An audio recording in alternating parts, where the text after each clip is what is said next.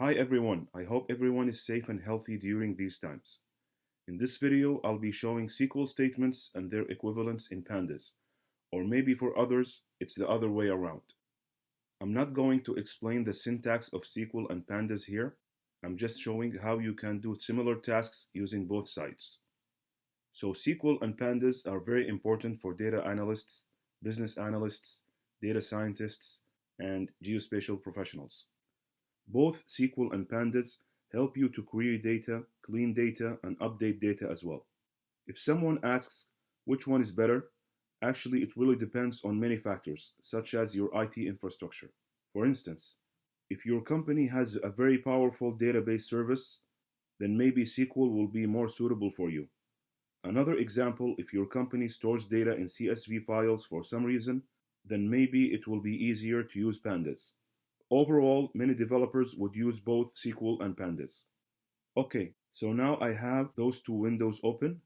This one is a Jupyter notebook where I can run Pandas in Python, and this one is pgadmin where I can run PostgreSQL statements. I'm using the same data sets, world cities and continents.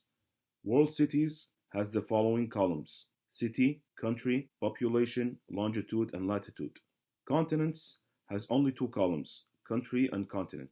I downloaded both datasets from Kaggle and removed unnecessary columns. Kaggle is a great source for downloading open data. So let's start. The first SQL is select count star from world cities. And in the comment section, I'm writing the equivalent in pandas. And as you can see, I'm doing the opposite on the Jupyter notebook. By the way, everything is available on my GitHub account, including the IPython notebook, the data, and the SQL script. You can find the link to my GitHub on the video's description. So this is the SQL result.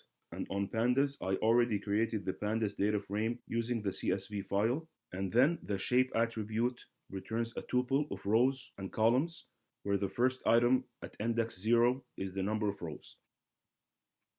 The second SQL is selecting three columns, city, country, and population, and selecting only 7 rows using the limit clause. This is the result, and this is on pandas. In pandas, if you do not pass a number to head, then it will select 5 rows as default. Okay, before I continue, I want to mention one important point. In Jupyter Notebook, you do not have to use the print method as you would do on a Python script because Jupyter is using a shell style.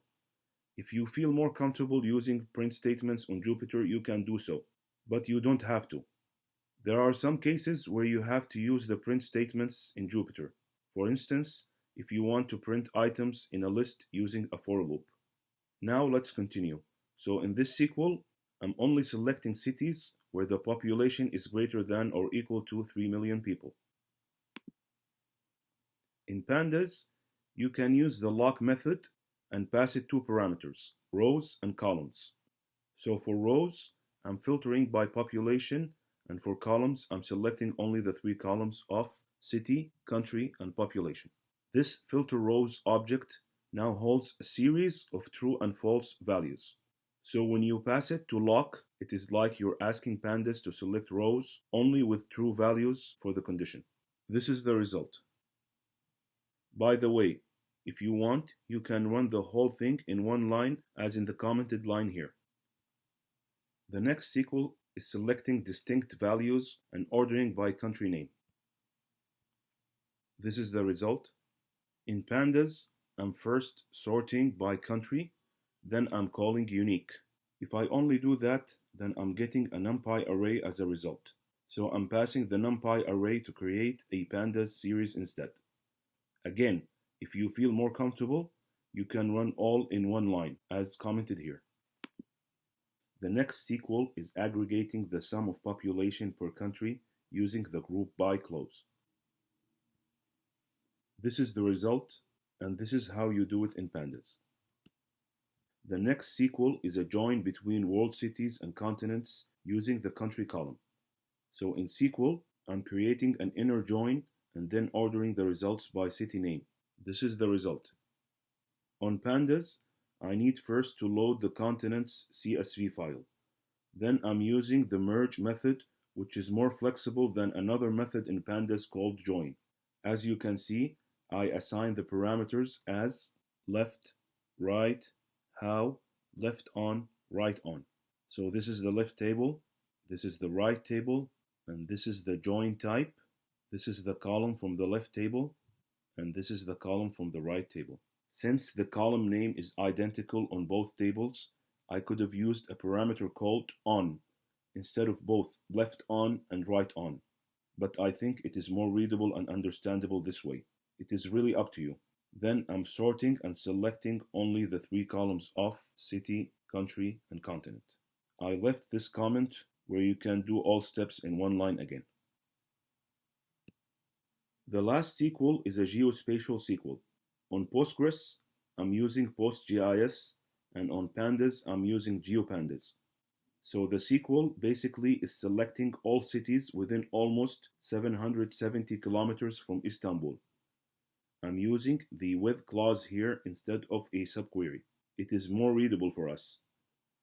The table world cities has a column called geom, which holds the geometry object. So in the with clause, I'm only selecting the point geom of Istanbul. Then the st_d within is a PostGIS function which will select all geoms within 7 distance units from Istanbul. These are 7 degrees units, which are roughly equivalent to 770 kilometers. So this is the result.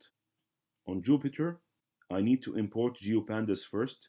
Then I'm converting the WCities Pandas data frame into a GeoPandas data frame using the GeoDataFrame class. This method points from XY needs 2 columns of X and Y to create a new geometry column, and the CRS attribute is used to define the coordinate reference system. 4326 is for WGS84 longitude and latitude system. Next, I'm getting the row number of Istanbul, so I can pass it to the lock method to get the geometry object value of Istanbul. In the lock method, if you pass a row number and a column name, you will get a value of the corresponding cell.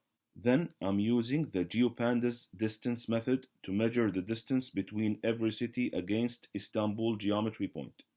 And also, I'm filtering the columns by only city and country. And here's the answer. If you notice, we used multiple pandas method while working on the GeoPandas data frame, since the GeoPandas data frame is basically a pandas data frame plus geospatial capabilities. That's everything for this video. I hope you learned something here. If you have any questions, please post them in the comment section. Thank you for listening.